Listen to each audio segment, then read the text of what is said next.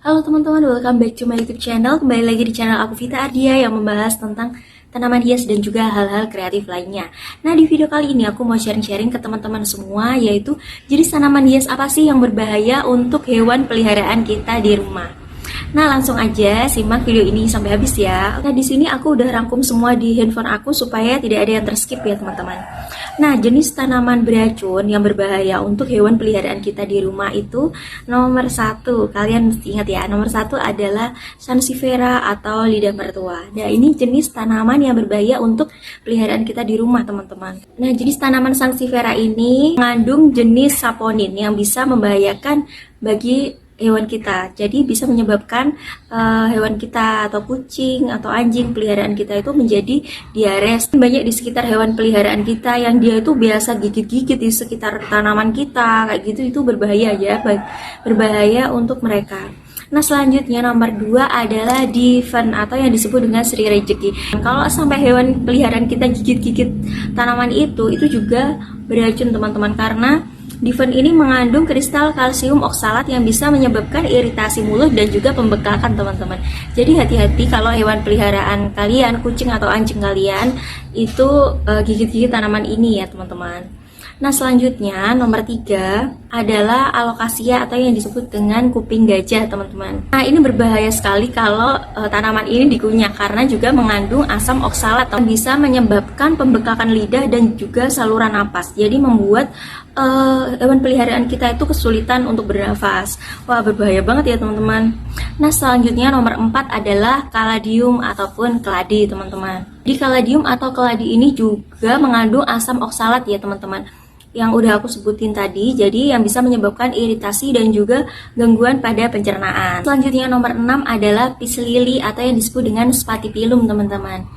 Nah, ini dia juga mengandung kristal kalsium oksalat yang bisa menyebabkan iritasi mulut, air liur berlebihan, muntah, dan juga kesulitan menelan teman-teman.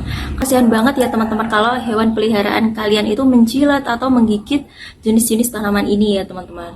Nah, itu bisa menyebabkan iritasi pada mulut dan tenggorokan. Yang kedua, kesulitan menelan dan juga bernafas. Selanjutnya nomor 3 adalah muntah dan juga diare.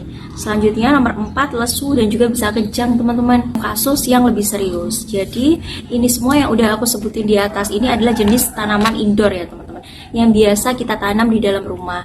Jadi perlu dijauhkan juga dari hewan peliharaan kita. Mungkin hewan peliharaan kita yang mestinya kita pantau atau kita jauhkan dari jenis-jenis tanaman kita.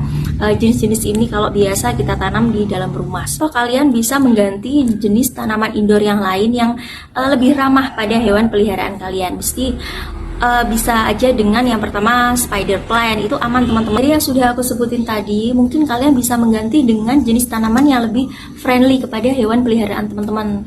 Bisa aja untuk jenis tanaman indoor itu kita bisa mengganti jenis tanamannya itu, misalnya yang pertama yaitu spider plant. Itu jenis tanaman yang bisa ditanam di indoor tapi juga ramah ya untuk hewan peliharaan kita, yang pasti tidak beracun teman-teman. Ada spider plant. Yang kedua itu ada calathea. Selain jenis tanamannya yang cantik, daun-daunnya yang cantik, itu juga friendly untuk hewan peliharaan kita teman-teman. Atau jenis palem-paleman, itu jenis palem-palem itu juga ramah untuk hewan peliharaan kita. Misal dia gigit-gigit batangnya atau dia jilat-jilat, itu aman untuk hewan peliharaan kita. Nah, di sini selanjutnya aku akan membahas bagaimana sih cara pencegahannya supaya hewan peliharaan kita itu tidak menggigit atau merusak tanaman hias kita teman-teman. Yang nomor 1 yaitu kalian bisa menggunakan rak ya teman-teman. Untuk kalian yang suka seperti aku suka sekali dengan tanaman yang indoor juga, itu kalian bisa menggunakan rak yang lebih tinggi dari hewan peliharaan kalian. Jadi supaya hewan kalian itu tidak main di sekitar tanaman yang udah aku sebutin tadi.